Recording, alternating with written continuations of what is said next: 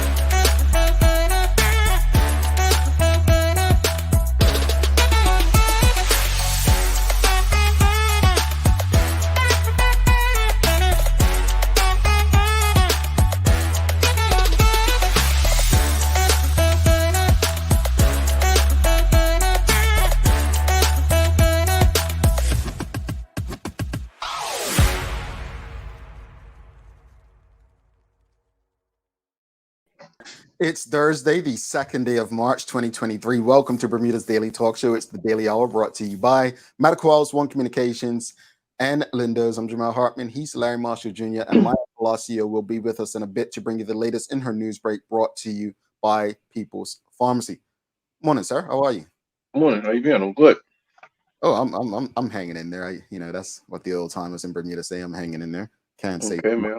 You know, I got your peach shirt on this morning, looking all springy. Oh, see, I didn't know if it was not yesterday, the day before, or today. Like, remember last week we had Stephanie Outerbridge on. She said we were wearing like peach or orange, or bright colors, something for a day, and I couldn't remember, so I just tried to pull them out and hope I didn't miss the day. That was that. If it's today, I missed the day. Oh, okay. Well, I mean, and if it was on Tuesday, Maya missed the day and I didn't. So, yeah, I'm good with that. Hey, got a good one today. Greetings, everyone, and thanks for making us part of your daily routine. We've got the Honorable Minister Tinee Furbert JP. She's coming on. We're discussing her new book, Fudgesicle, and just literacy actually as well. We've had people on this show in the past spoken about literacy rates in Bermuda not being good or what they used to be. So looking forward to that conversation. The Daily Plate is a name that plays today. I think this one is a bit tricky. It's a bit tricky, folks. Think South America. I gave a really huge hint just now. Really huge hint. Think South America. Yeah. See, Bermudians tend to travel to North America and Europe. Yeah. Getting to Africa. I'm not quite sure I hear many Bermudians traveling to South America. But folks, if you traveled to South America before, please give a thumbs up. Central America. Central. I guess Panama is on the border with Colombia, so yeah, it's still central.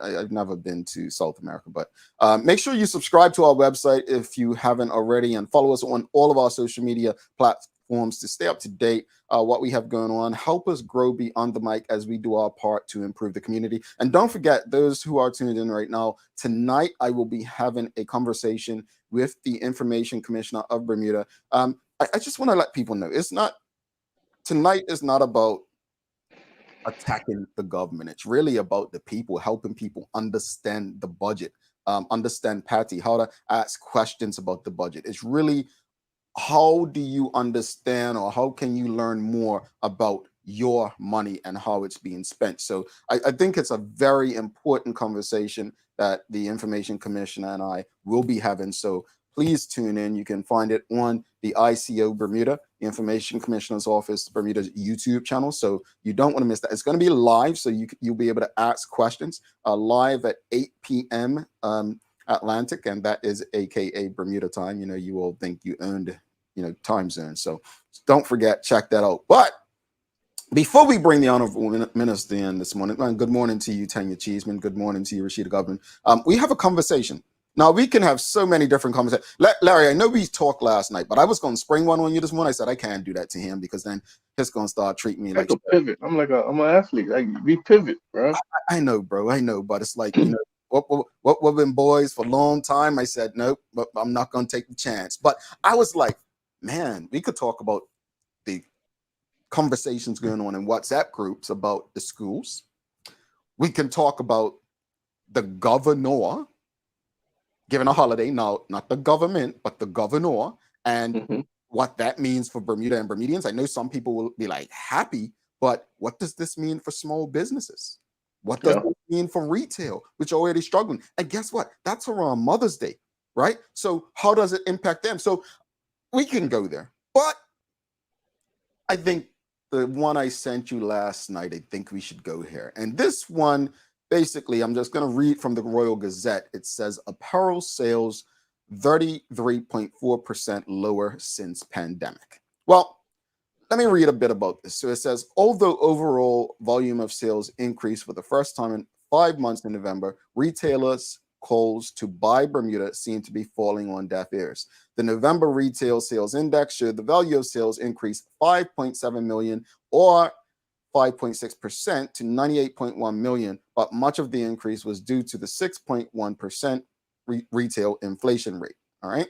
So I'm going to stop there. And we put the question on our Instagram stories last night. And the question of the morning is, what can we do to save retail? And remember, when we asked this question, the we is us, you and I. What can we do to save local retail? Like, think about it. What would make you want to make a purchase in Bermuda, like a shirt, versus getting a shirt overseas?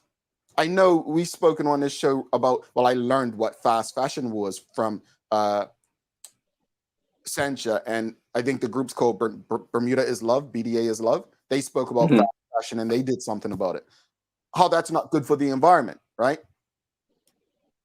What can we do though? What is it? What are some things that we can take away? And I'll read some of the responses on Instagram, because they actually, you know, I always say this. I loved when we have conversations where it's about what we can do rather than relying on the government to do stuff.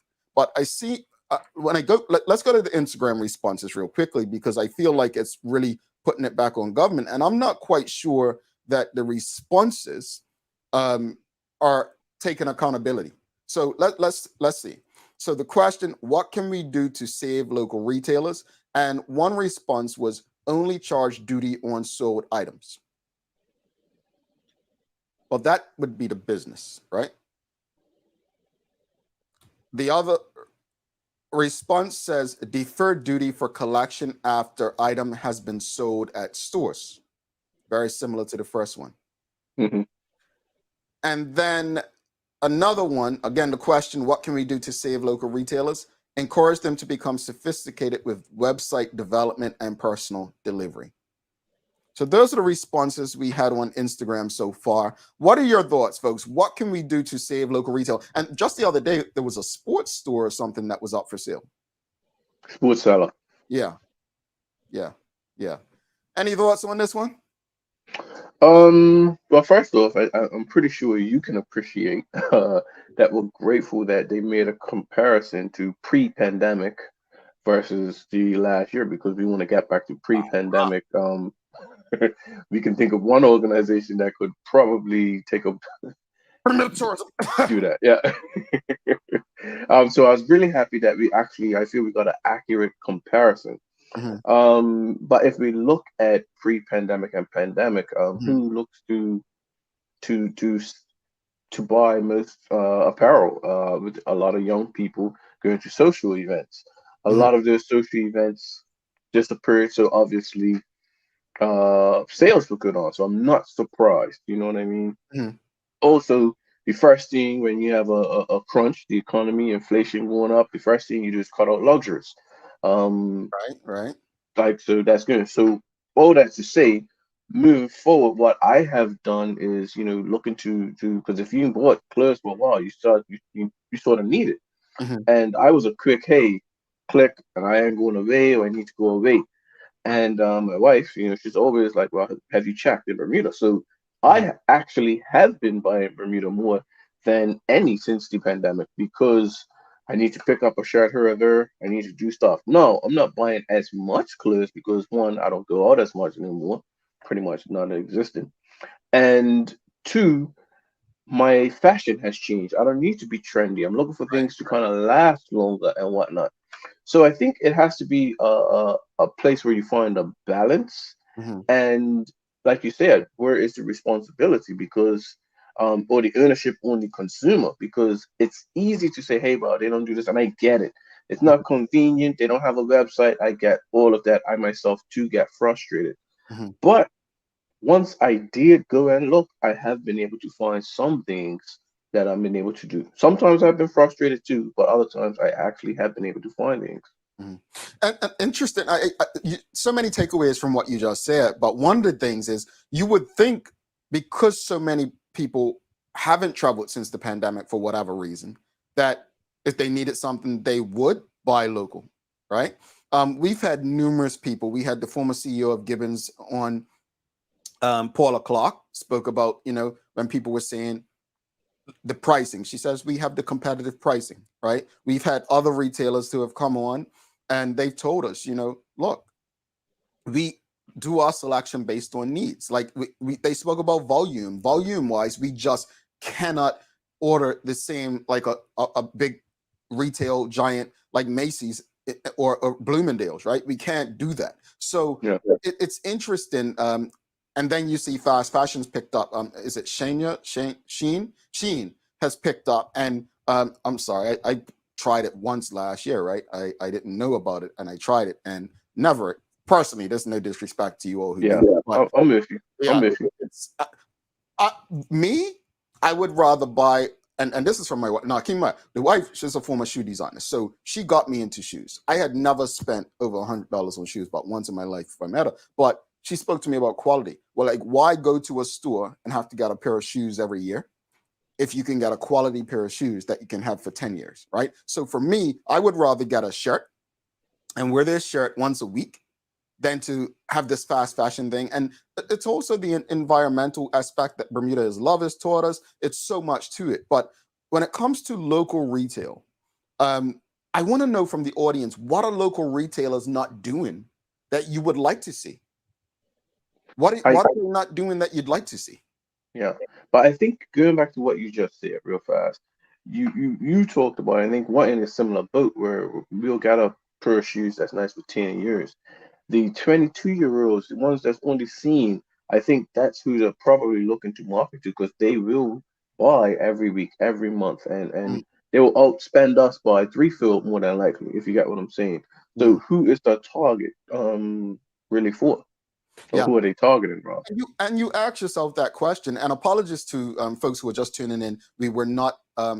Yesterday's show was still shown on the website, so I just did update that. So sorry for those. I see you all joining now, but that is an error on me. So you can blame that on me, not Larry this time. All right. But no, you're absolutely correct that it really is all about who you're targeting. We continuously have those conversations about who we're targeting. I just think the example I always give on this show is when you buy local. Now, let me give you an example. So, for instance, every time I'm in Bermuda, I try to buy local. Like it's a store called it's a men's store next to the Vineyard Vines down there. What's it called? Walkmans or something like that down on Front Street. Something. Anyway, my young cousin he was working there during December, and I don't need any clothes. I said, well, look, I didn't ask. He probably got his commission. I mean, Watermans, I think it's called. Help me out, audience. What's it called? Watermans? Waterman? No, I'm clueless. Yeah. But anyway, I went to, he told me he was working there. I went and bought 2 shirts. I'm going to be honest with you. I was like, what the did I just, pay? But haven't worn the shirts, haven't been anywhere. But I say that because for me, it's all about keeping that money flowing in Bermuda's economy. It's all about keeping that money in the economy. Just the other day, I had bought these cards for my niece, trying to help her. She's not as sociable as maybe her uncle is. So trying to get her to be more sociable. So I got her these cards. And so I told her, I gave them to her on like Sunday until I'm coming back at the end of the week to test her. And if she gets them right, I'll get her a doll. I didn't just get her any doll, right? I could have went on Amazon and got her a doll. I went around People's and I got a very pricey doll, but it's not the price, it's the value in what that doll was. You're saying, what do you mean by value? It was a Rosa Parks doll. It was a Rosa Parks doll. So when I got her this doll and I gave my niece this doll, I asked my niece, 10 years old, I said, who is Rosa Parks? And when she explained, well, she basically responded like I was silly or slow. She says, she's the lady who got arrested for sitting on the bus. Like the way she said it's like, who doesn't know that? But there were lessons in it, and the lessons in it was I was able to support local retail, right, and at the same time reward my niece in the in the process. And so that's how I look at it. Keeping that money. Now I could have Yeah. went on Amazon and gotten a $10 doll, right? But how would that have been helping the Bermudian economy? And when that money flows in your economy, guess what else happens? You keep people employed, you keep businesses open, and you give yourself a better opportunity at lower rents, lower electricity, because it's a numbers game. Does that make Yeah. sense, folks? It really does because, and it's hard to stay focused on that, I won't lie. And every so often I have to recircle back to that type of stuff when buying in Bermuda. Because you know it's beneficial for Bermuda, but sometimes the convenience stores take over, the frustration takes over. Sometimes people let little things like customer service. Yeah, I'll never go back to that place. But is it really worth us not supporting it and then the place closed down? You got what I mean? Mhm. Bermuda doesn't have the luxury of these big jurisdictions to kind of shut down other things. But I've seen so many retail or yeah, retail stores closed down in the past, what, 12, 18 months. And it obviously affects all of us. Mm, mm. What was it? Menco just that's the latest. Manco was one, yeah. Yeah. Like I walked from one part of Church Street through Washington Mall to Mm. Reed Street and saw about 6 or 7 empty places that used to be filled. You know what I mean? I think 1 or 2 was apparel stores. That's unfortunate. What can we do to save local retail? You all are quiet this morning. You don't have any answers, huh? Michelle White says, not sure what the exact answer is, but it seems like retail wants to cater to everyone. Maybe select a niche and really cater to them with price variances to keep them spending. I'm definitely not 20. It's so here's the thing with niche, and I'm glad you said that. Larry actually brought this up to me regarding the Daily Hour recently. So our only niche is Bermudians and Bermuda. That's the only niche for this show, right? We're a Bermudian talk show. That's our niche. It's really hard, right? Like you have to have something that people desperately need that they can't get anywhere else to have a niche in such a small market. Like, Yeah. Yes, you have some people who can do a talk show that's just based on women or based on black people, but it's not going to be a daily thing. For this to be daily, it has to be about all of Bermuda, black, white, politics, health, lifestyle, religion, everything. So I get what Michelle's saying. It's so difficult. Like, let's use a pharmacy. The niche for, I'm going to use People's Pharmacy since they're a sponsor. Their niche is people who need medication, right? So that they can't put it any tighter than that. Now you may say, well, look at Miles, it's a grocery store. They cater to a certain level of income. Well, it's also a very small store as well. So I get you, Michelle. I agree. You have to be very good at what you're doing to have that niche in a place like Bermuda. Tell your cheeseman for you, Brett. Variety and sizes. I have an 18-year-old and she is tiny for her age, extra small. So to find clothing for her as a young lady can be challenging. You don't find age-appropriate clothing in her Mm. size. Yep. And Yeah. that is where I think that's where the people lose out. I always say this. People joke with me after the budget was read, said, well, I guess the premier and his team are listening to or watching the show.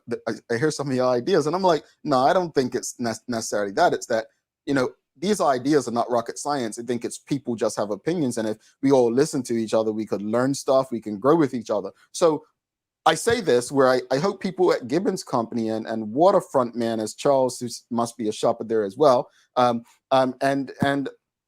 other stores, like maybe they're tuned in. I know Sancha is big into retail, so she probably has a lot of insight as to how this goes and how it works. I'm not an expert in this area. I'm speaking or asking the question and responding from a customer perspective. Yeah. From a Yeah. customer perspective, I legit have outlets less than 20 minutes away where I can just go and get great deals on stuff.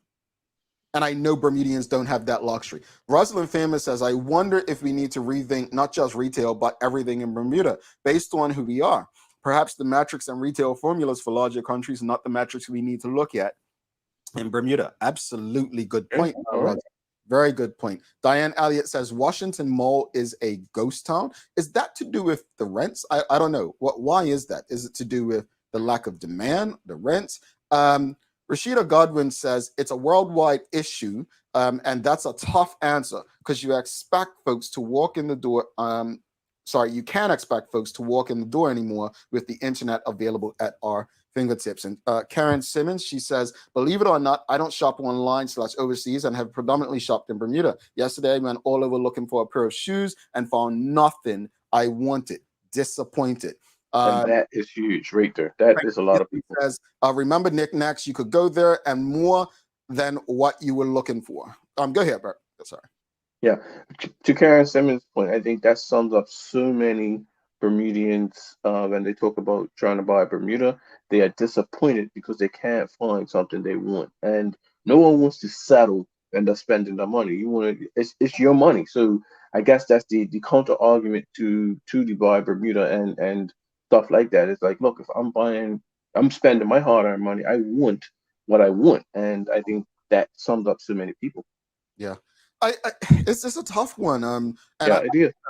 It is because I remember when I first left Bermuda in 2001, I couldn't believe the prices of stuff outside of Bermuda versus what I was paying inside. And, I didn't have a great concept of retail and shipping and all of that at the time. But as an entrepreneur, as someone who, works with so many local retailers, I want to, I don't want to be too personal here, but I keep as much money in Bermuda as possible. I want it to rotate.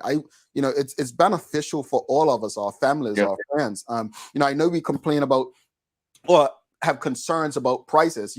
Someone on Twitter saying that Mariko Thomas oversharing and responding to everything on Magis list or whatever. A lot of that stuff, and I think this is a man that's just desperate to keep people employed. People complain about pricing. There's an easy fix. There's a very easy fix to pricing in Bermuda, but that would mean some of our family and friends going without jobs. Yeah, I'll leave you to let that marinate. And then if that's one problem, that leads to another.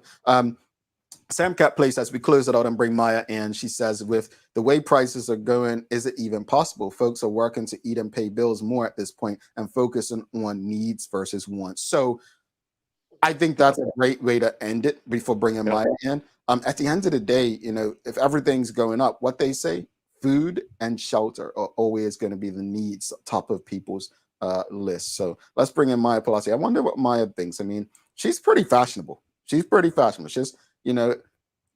let's do a chart, Bert. You get in trouble. Get in trouble. I'm going to say it's a tie at number one, Sherry, Sancha, and Maya in terms of the best fashion on the show, right? So tie number one. I'm going to say you're number two, right? People don't realize, Bert. I come with her with a black shirt every day. Back in your day, before you were a responsible parent, and I spent money. I spent money on clothes and shoes. You were fashionable. I'm gonna say Phil's up in there. Phil's up in there. I'm gonna put myself last because I'm gonna be vulnerable. Say, look, man, it took me to get a wife to get fashionable, man, because it weren't easy on my side. I tell you all, I was cheap, and I didn't have my mother. In fairness, my mother made my clothes growing up, so I had a different sense. I had this originality in me, so having someone who sewed and made clothes, it was a different kind of appreciation. So that's what I'm going with. That's what I'm going with. Okay. Okay, we'll leave that. Yeah.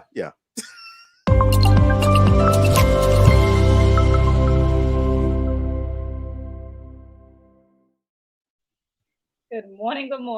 Oh man, the sun's coming in bright today. Look at you, got some sun on your face, and Maya, I gotta ask you about your fashion though. Where do you shop? Like, where's a place that you like to shop to? You've got some pretty decent fashion. I know you were checking out the local people the other day at the vendors market. You like their stuff? I did. I liked the Chimex sports outfits, and I was at that table for like a good 10 minutes debating because I was like, dang, this will look so nice, but the shorts are a bit short. So it was that type of debate. But no, I personally, I am a thrifter. I'm the youngest of 3 single parent households. So we went thrifting all the time. Like that was our thing. We thrifted. And I always got the hand-me-downs. So I've been a thrifter all my life and I still continue to be a thrifter. Like I rarely go out and shop in town. If I do, I'll stop at Urban Cottage, definitely, because I love their aesthetic inside and I like their little accessories, especially the socks. I'm a big sock person. And then I like Mod Blue. They're a bit out of my price range sometimes, but if there's something really nice, I have to have it. And 1609, I do appreciate their jewelry. So I go there for the jewelry. I only know about Urban Cottage. I'm about to check these other things out. I didn't know about that, but that's cool. I mean, I think I didn't have any brothers, so I mean, I have sisters, so it wasn't any hand-me-downs. Did you do the hand-me-downs between your brother and you? Yes, but my older cousin, Takasta, I used to get a lot of clothes from him. Yeah. See, I didn't even have older like guy cousins that and I was always so much smaller like than my age, so I was like 10 years old, the size of a 7-year-old, but of course I grew to be 6'4", 240. Anyway, Maya, what you got in the news break for us today? You joke of the day, Maya. You finally made a joke that made you laugh. Very true. Okay, coming up for the news report this morning. This report is confirmed from a reliable source who was present at yesterday's Clearwater Middle School emergency meeting and wishes to remain anonymous. Now, you may have seen the post circling around that basically stated parents at Clearwater Middle School were just informed in a special meeting that the school will be closing in June of 2023. Wow, that's how the ministry is handling this situation, period. That was the quote that was going around. So this person who I got to speak to says in the meeting was the Minister of Education, Diallo Urbane, the Commissioner of Education, Richards, and other education officers who were present leading this meeting. And they announced that Clearwater Middle School was going to be closed in June of 2023.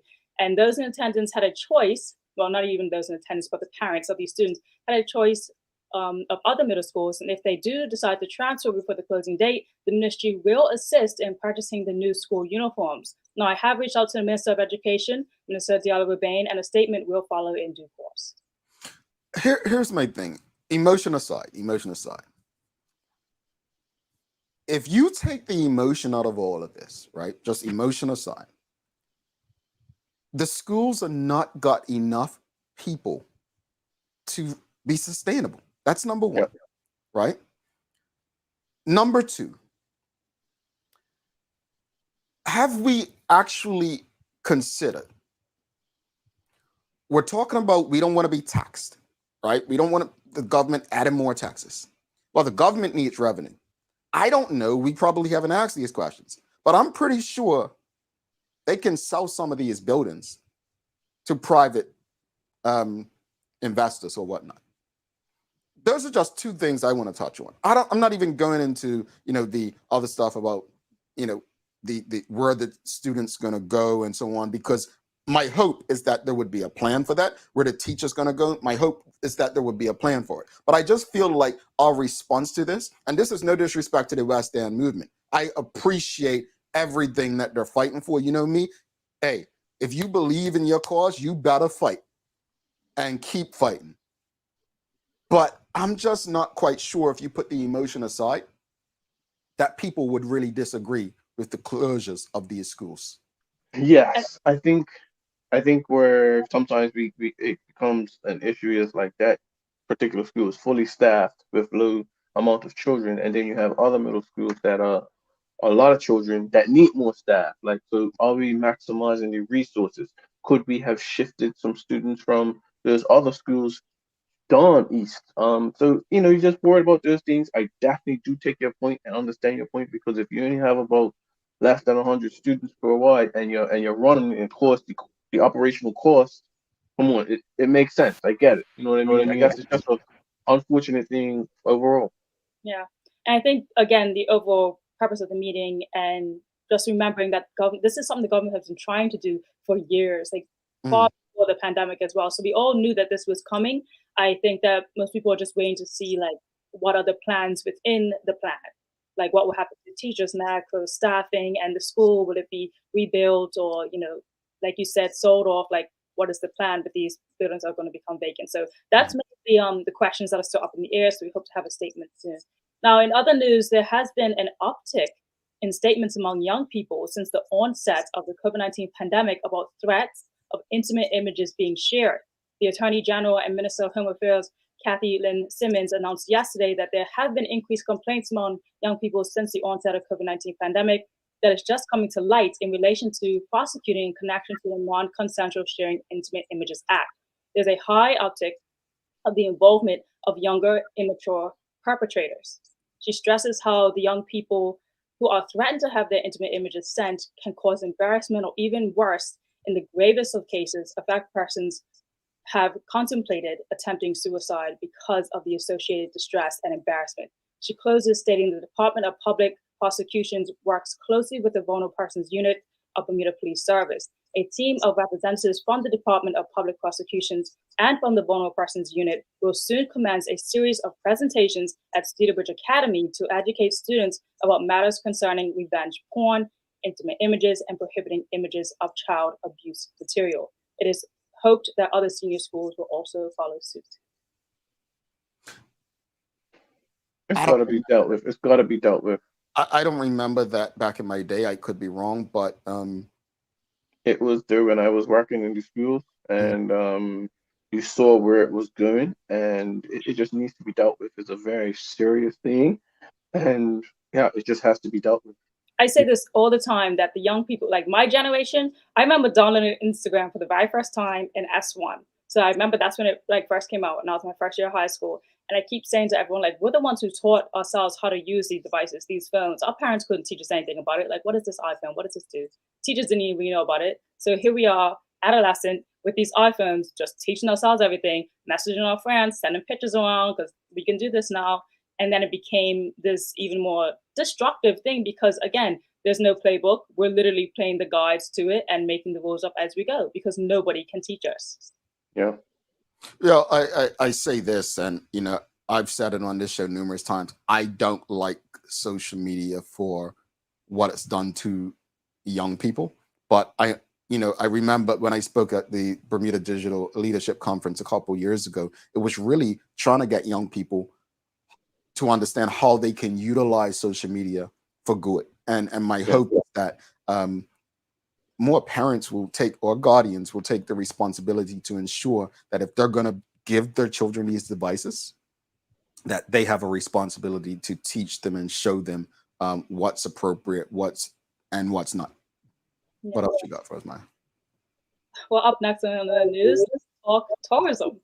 So tourism projects, according to the Minister of Tourism, Vance Campbell, that the projections for 2023 are very encouraging, with revenue from fees paid by cruise ship visitors staying in our hotels and vacation rentals forecasted to be $14.1 million. This is an increase of 12.5% over 2022 levels, and the board of the BTA says that the recruitment of a new CEO continues and the process is on target to be completed by the end of March. Hold on. You applied, Jamal? I want no part of a train wreck called Bermuda Tourism. My only advice to David Brett would be to, sometimes you got to cut your losses. Just take it back into the Department of Tourism if government's going to be funding it, because there's no way it could self-sustain and support itself. But I just want to go to you said the CEO appointment would be made by hold on, the end of March. The end of March. Let me see something.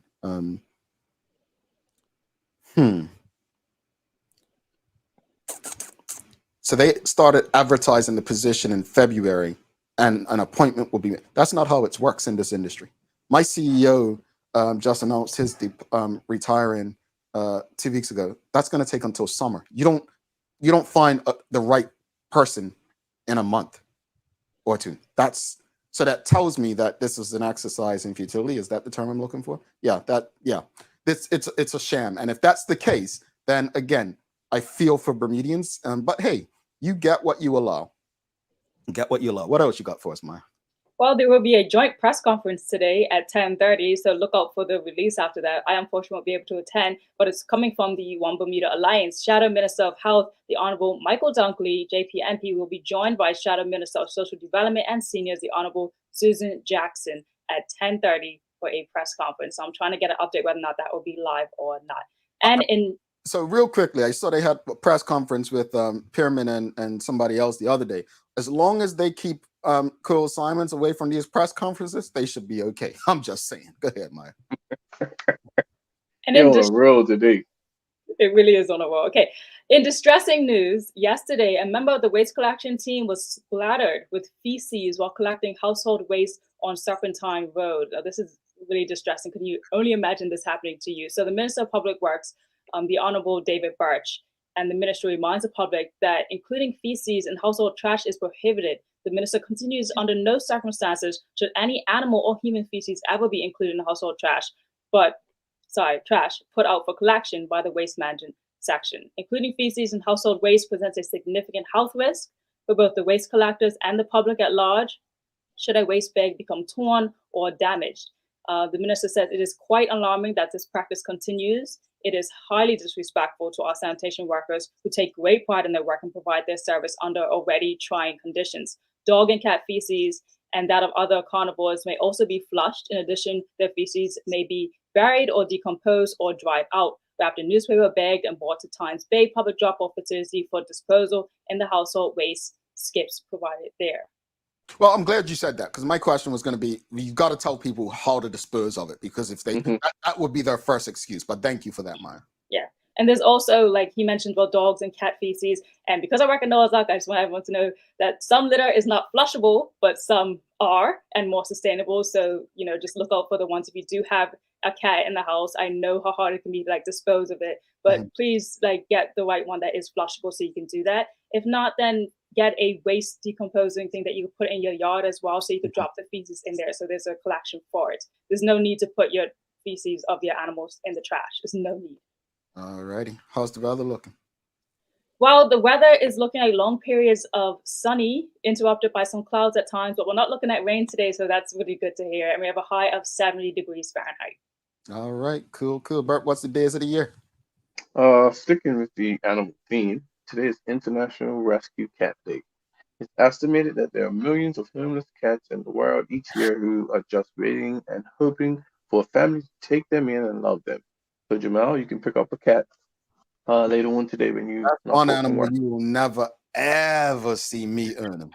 Never. Well, since it's on animals and Maya doesn't like coming in for my joke, I said I'll wait till afterwards when she's in studio. So I have. You gave her the biggest joke today. Yeah, you really did. I laughed. Remember that happened. That wasn't a joke though. But my goodness, you all a tough crowd. Let's keep it with animals. I got a joke. Here we go, folks. Get ready to laugh. What do you call a cow on the floor?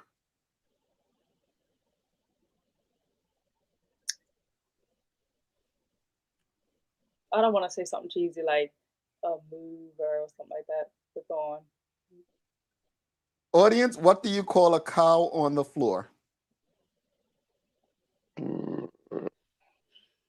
Rotisserie beef. Ground beef. Maya, have a great day. I know you like that one. Ground beef, you get it? Good luck, Marshall. Bye. Folks, we've got the Honorable Minister Tinee Furbert coming up. You all know you're laughing at that one. Stick with us. We're talking Fudgesicle. Ground beef.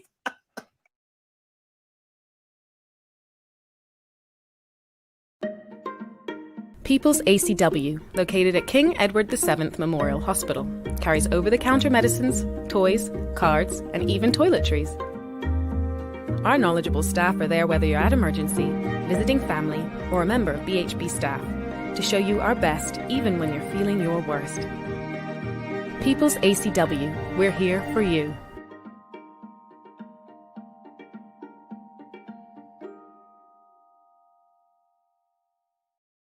Welcome to the new bulk store, Lindo's Next Level.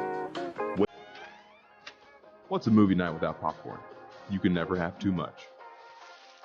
Lindo's Next Level. Why go anyplace else? Mom's celebrating her 70th birthday next month. Have you noticed her age is catching up with her? Yeah. Plus, she's having a hard time getting up and around like she's used to. I would sure hate to see her fall. At Medical House Limited, we can help make life situations easier. We have electric beds, motorized scooters, bath stools, walkers, you name it. Mom's been real good to us. We'll get her birthday and Christmas gifts from Medical House. Medical House has relocated next to the Dandytown Field. Number 6 Bakery Lane, Pembroke. Telephone 292-3622. Alrighty, welcome back to the big show. That's Larry Marshall Jr. I'm Jamel Hartman. It's the Daily Hour brought to you by Medical House, One Communications, Lindo's, and People's Pharmacy. Folks, make sure you're subscribed on our website, thedailyhour.com, and follow us on social media, on all of our social media platforms. We do share different content on different platforms, as you've probably noticed by now. So check us out. Just do your part in helping us grow beyond the mic. As we bid to improve our community. Also, if you weren't checked in at the beginning of the show, don't forget tonight I will be live with the Information Commissioner of Bermuda. We'll be talking about the people's budget, so you can check that out. Go to YouTube. We'll share it on the Daily Hour social media channels. It'll be an engaging conversation. Basically, the purpose of the conversation is really to help people understand the budget. All right. There's a budget breakfast takes place. There are many conversations, debates. But truthfully, so many people have a lot of questions they want to know answers to. This is your opportunity to communicate with the Information Commissioner to answer your questions on whatever you deem important about the budget. But without further ado, thank you. I know they're still going crazy about my ground beef joke. Yes, thank you. Yeah, stand up one day. Look, we've got a very special guest, the Honorable Tinee Furbert. We are talking about Fudgesicle, folks. Please give her a warm welcome.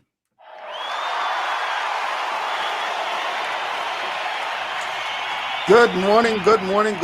We've got some sun. The sun is shining on you. I know. I'm trying to. Is it any better? Perfect. Yes, that's perfect. Yeah. There we go. Okay, good. I'll try to be still like this. No worries. Well, welcome. And first of all, I gotta ask you before we get into the conversation. Did you find my joke funny? I thought your joke was very funny, Jamel. I'm up for a good joke this morning. Thank you. See? I love jokes.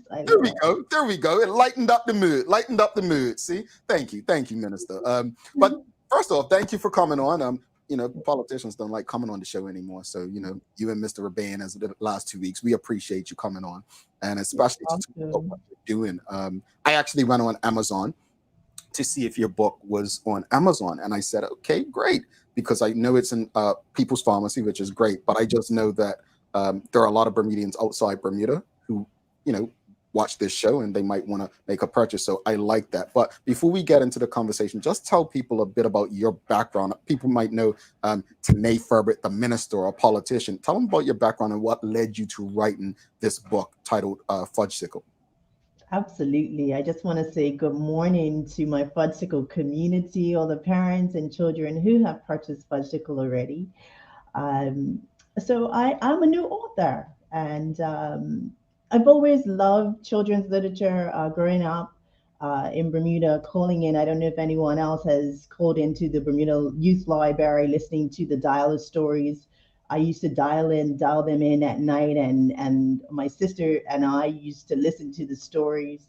And then I had a godmother who always brought me books as presents.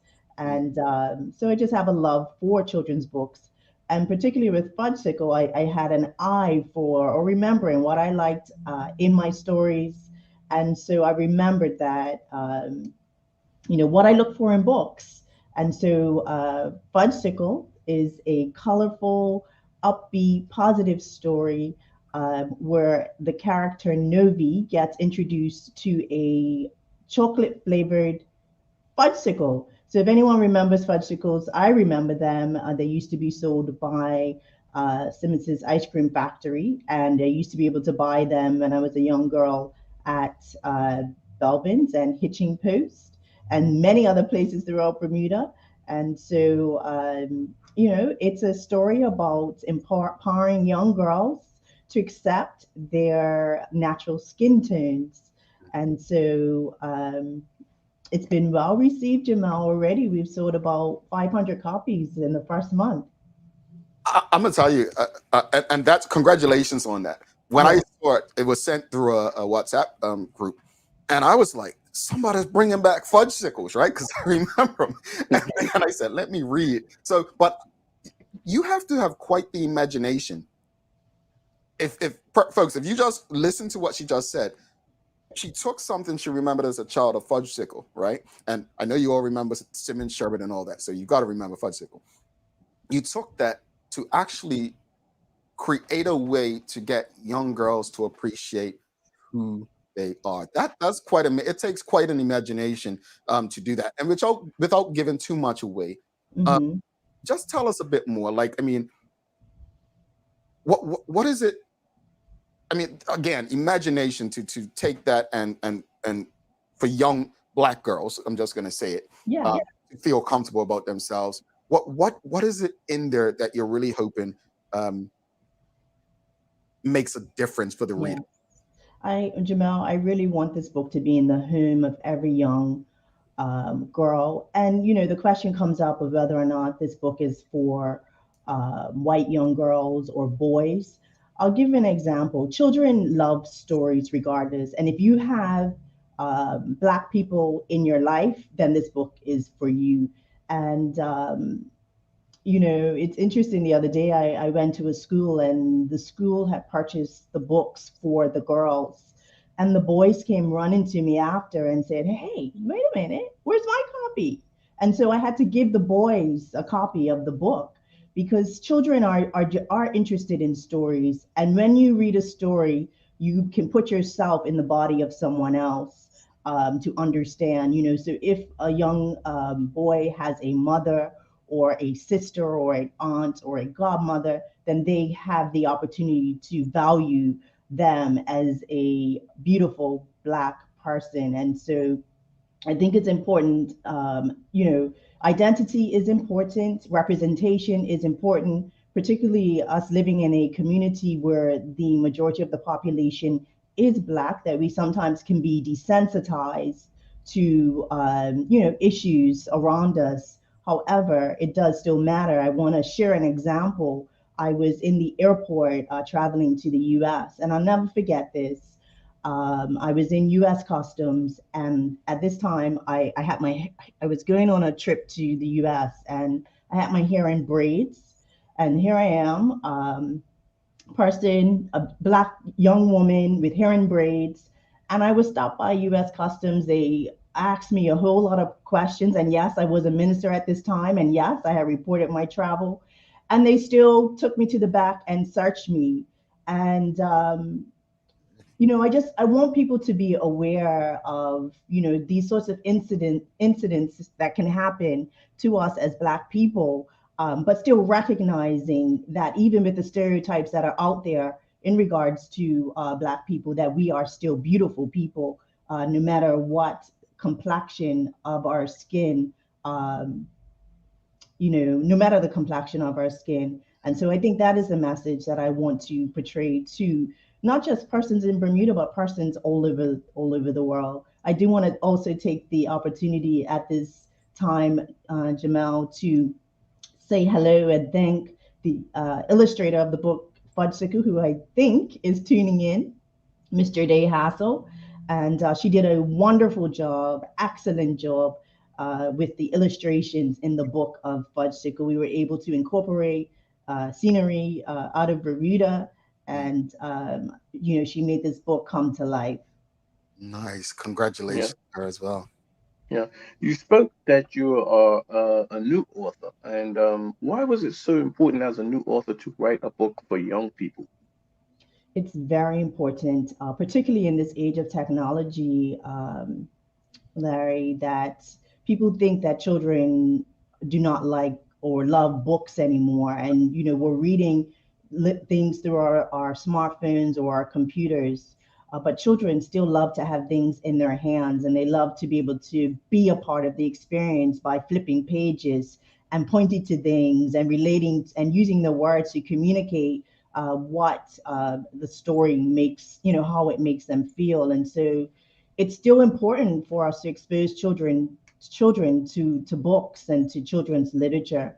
That I think it's very, we can't lose sight of that, particularly in this age of technology. Yeah. Mm-hmm. I definitely agree with you. I know my son, he's addicted to books, and sometimes I'm tired and I don't even want to read. But Daddy, can you read? That's Of course, funny. I It's have funny to you read. mentioned that because I remember being a parent and reading to my daughter. And so you have to think about all of this, particularly as a Yeah, new author.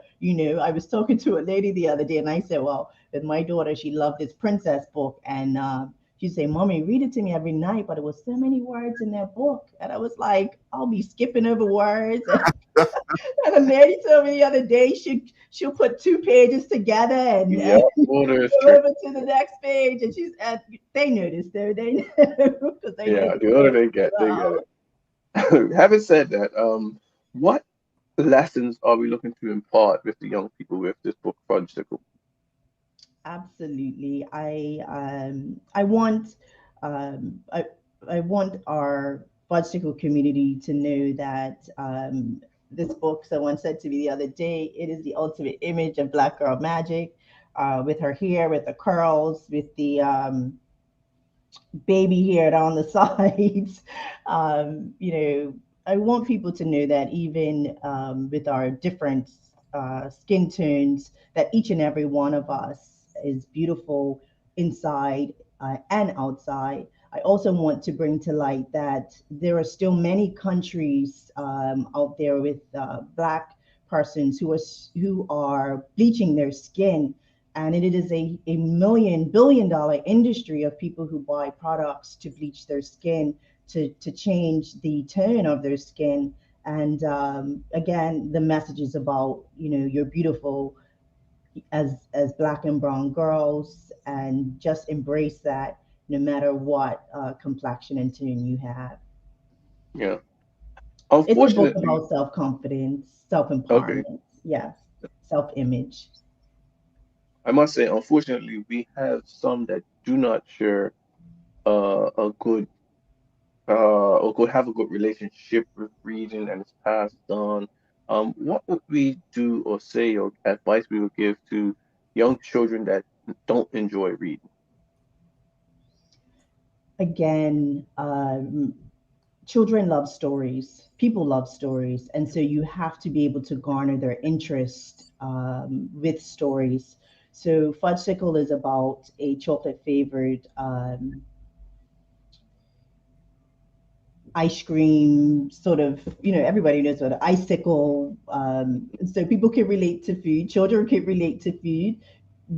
If a child has never experienced a fudgesicle, then they have experienced frozen treats before, and so it's just speaking to things that they love. So if they like ice cream, if they like popsicles, if they like Lego, if they like action figures, it's really finding what people relate to. And so once you figure out what children and persons relate to, then you have their interests right away. And so that is most important. We were earlier talking about retail and being very attentive or paying attention to detail for what your consumer, what the buyer or purchaser is looking for.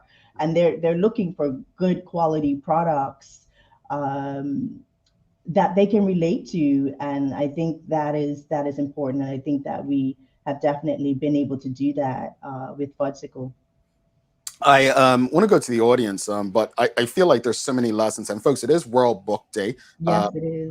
so we can't forget that. Let's talk about World Book Day real quickly before we go to the audience. How important is it for us as a community? We've had people from the reading community in Bermuda come on and just speak about how low the literacy rates are, and Bermuda was also always known as a place with high literacy rates. How important is celebrating and recognizing World Book Day as an author? It is very important. And low literacy still affects many of our children. And I could imagine, particularly throughout COVID, with the children not being in the classroom, not having more opportunities to be able to be surrounded by literature and by books, that it has probably affected many children. And so World Book Day, I've thought about this over because Nikita Robinson, who leads this initiative, she brings this, you know, she gives the opportunity to our community to purchase books for schools in our community. And, we may think, oh, a book, children are not worrying about books, but we need it in their faces, being front and center. Words are in our lives every day. We use words, we see words, whether we are on the road, traveling, reading something on our smartphone devices. We still need literature. And it's interesting. The other day, I was with a young boy, and I was going through the book. I said, "Can you read the book for me?" And it was very interesting. We started to read, and he was struggling with reading, but he really wanted to try to read. And so that is an important message in itself. We cannot take for granted the fact that children are maybe struggling with reading, that they still cannot appreciate text and words and pictures, because children will also try to read or make up content by seeing pictures as well. So it's very important. Indeed. Let's go to the audience. Karen Simmons says, congratulations, author Tinee, on your book, Fudgesicle. And she goes on to say, identity and representation is so very important. People want to see themselves in. She also wrote, Karen Simmons says, great point, and so important to state that children and people still want to read a book, not on technology. And she says this book can also start to bring conversations in the Black community about colorism. I want to say regarding the your response to World Book Day, and the last question that Larry had, I literally just ordered 2 more books last night. Dr. Claude Anderson and the Dr. Boyce Watkins. The Powernomics is Dr. Claude Anderson, and the second one is the 10 Commandments for Building Black Wealth. I've only been a reader over the last few years, and all of the books that I read are to do with business because, as an entrepreneur, that's my interest. And so I like your responses, really find what, if a child is interested in sports, like let's say they like running and track and field, them books on track and field. But also take the opportunity, if you know that they may have self-esteem issues or they get teased because they're dark skin or their hair texture, find books like that. Find books that will inspire them. And that's what I feel like you're telling us in this book. Look, this book is here to inspire, empower people who have been told their skin tone is not good. And we're not just talking about black and white. I mean, no, it happens in the Black community, and probably more so in the Black community. Exactly. So this book, I really hope that we can double that 500 to 1,000, because I believe that this book is one of those things that we've needed in our community for quite a while. Yeah, real quick, you spoke something, and I think Minister Furbert, you're touching on it as well with this book, is the interest. In the 10 years I worked in the school system, mostly middle school, a lot of, and I'm gonna speak boys, felt that the books that they were reading they weren't interested in, and we got so caught up in what was for the curriculum. And I get it, the teachers have to follow what has to be done, but let's write a book about Cristiano or a piece on football. All the boys are interested in football or basketball, LeBron James, and we have to meet them at that interest. And if we do, I think the literacy rates will go up along with some other things. Yeah, I agree. Yeah, just let people know, how can they go about purchasing the book and reach out or contact your team to learn more? Absolutely. I do want to just say that I've teamed up with a publisher. It's KP Publishing. It's a Black owned publishing company out of California, and that they can purchase the book locally from People's Pharmacy as well as Brown & Co. And they can also visit us on our IG page, Tinee's Place. There is also a website, www.tineesplace.com.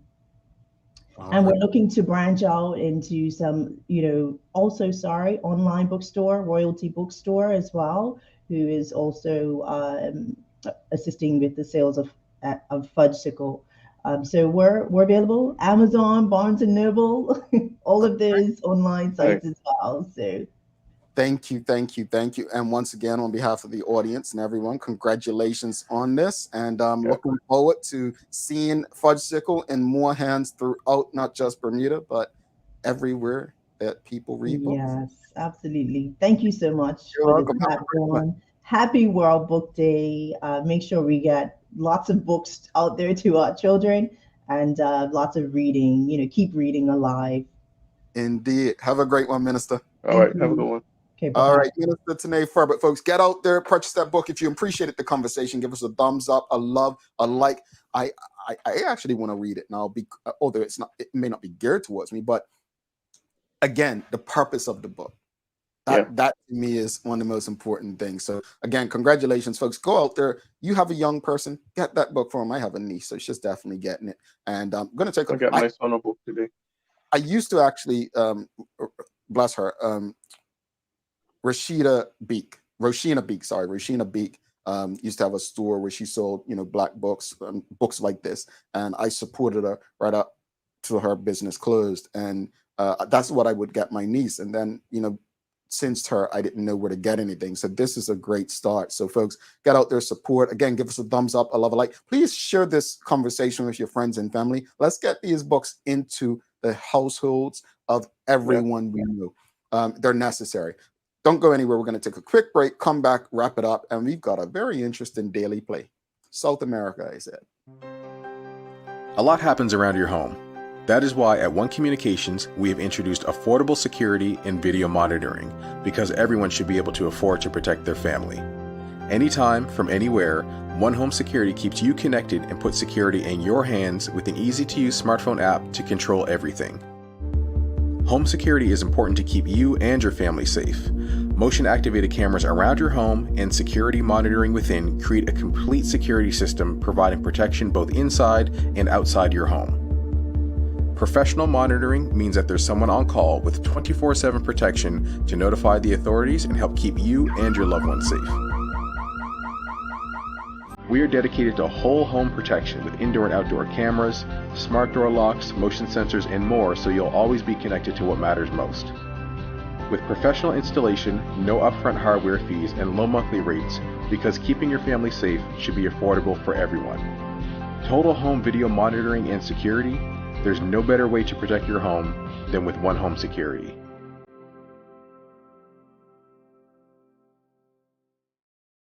All righty. Thanks again to the Honorable Minister Tinee Furbert, author of Fudgesicle. Folks, again, if you appreciated that conversation, give us a thumbs up, a love, a like. Make sure you share the conversation with your friends and family. Thanks again to One Communications, People's Pharmacy, Medicals, and Lindos for ensuring that we can have these kind of conversations as well. It's now time for the Daily Play, brought to you by Bermuda Trivia, now available at stores throughout Bermuda. Follow Bermuda Trivia on Facebook, Instagram, Twitter, and TikTok to find out why it's Bermuda's favorite trivia game. Everyone, are you ready? All right, it's a Name That Place. Here we go. Name the only two South American countries that do not border Brazil. Colombia. Gotta be the western side. Bolivia. Colombia and Bolivia.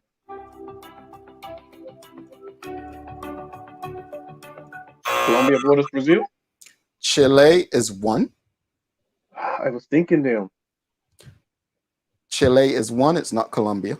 It's not Colombia? Definitely not Argentina. Yeah, Argentina right next to it. It's a small country. Peru. Is a small country that played the first game against Qatar in the World Cup. Ecuador. There you go. Okay.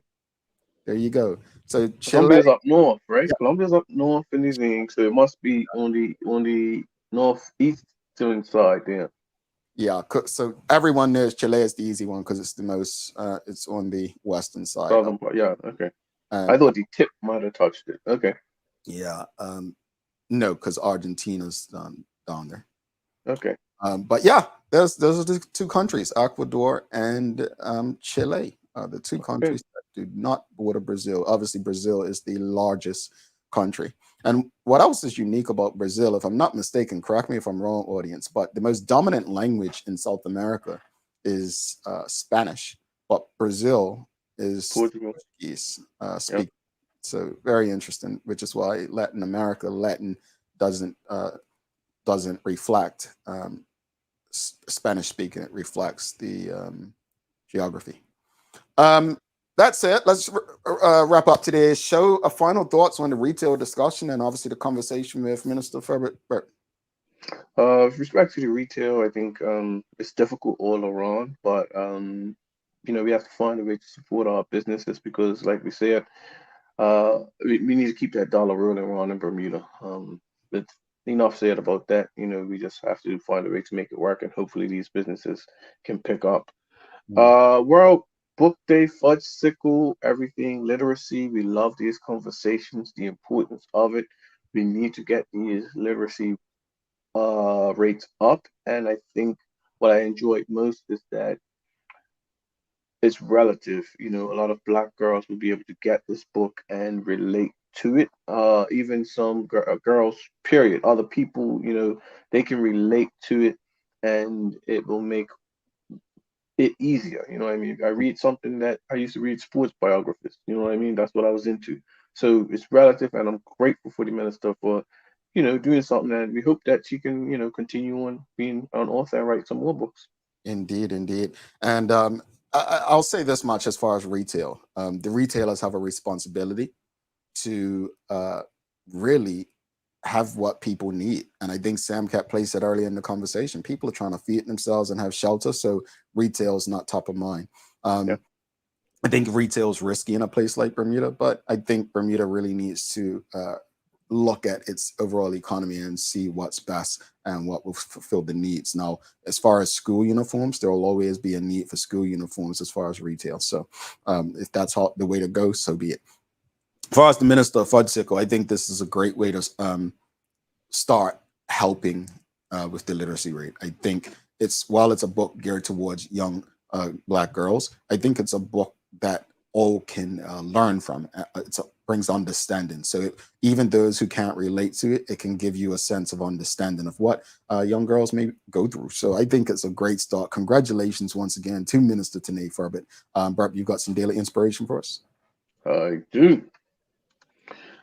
There may be people that have more talent than you, but there's no excuse for anyone to work harder than you do. And that is from Derek Ito. Yeah, I remember Connor Smith saying on this show, there's a lot of people with talent, but you got to have that work ethic, folks. Yep. That work ethic.